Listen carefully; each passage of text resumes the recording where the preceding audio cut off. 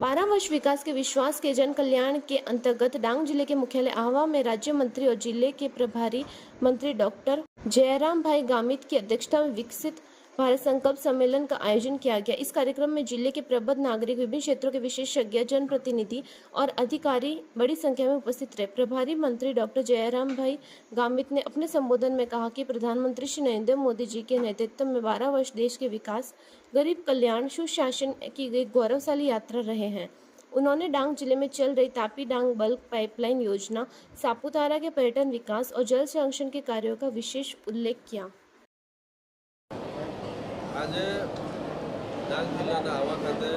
નરેન્દ્રભાઈ મોદી સાહેબને 12 વર્ષ પૂર્ણ થયા અને દેશના વડાપ્રધાન તરીકે સૌથી વધારે દિવસો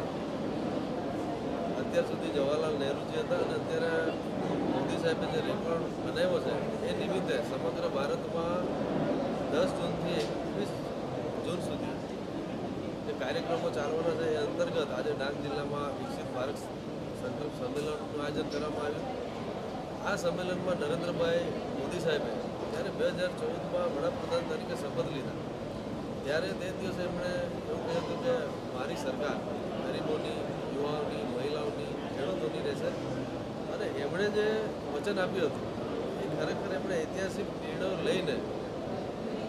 આ જે છેવાડાના ગામડાઓ સુધી અનેક યોજનાઓનો લાભ પણ આપ્યો છે, યોજનાઓ પણ બનાવી અને આગામી દિવસોમાં આ યોજનાઓથી અત્યાર સુધી પણ ખૂબ ફાયદો થયો છે, આગામી દિવસોમાં પણ થશે। નરેન્દ્રભાઈ મોદી સાહેબ જ્યારે દેશના વડાપ્રધાન ત્યારે હોય ત્યારે 2047માં જે વિકસિત ભારત હોવાનું છે એના માટે સરકાર પ્રયત્નો કરે છે, પણ લોકોએ પણ જે અભિયાનો ઉપાડવા જોઈએ એના માટે પણ અમે પ્રસાર કરીએ છીએ અને આગામી દિવસોમાં આ ડાંગ જિલ્લામાં પ્રાકૃતિક ખેતી તરીકે સમગ્ર ભારતમાં અમારો ડાંગ જિલ્લો પ્રથમ ક્રમે છે અને જે પણ કંઈક બીજી યોજનાઓ છે સરકારશ્રી તરફથી આપવાનું છે લાભાર્થી સુધી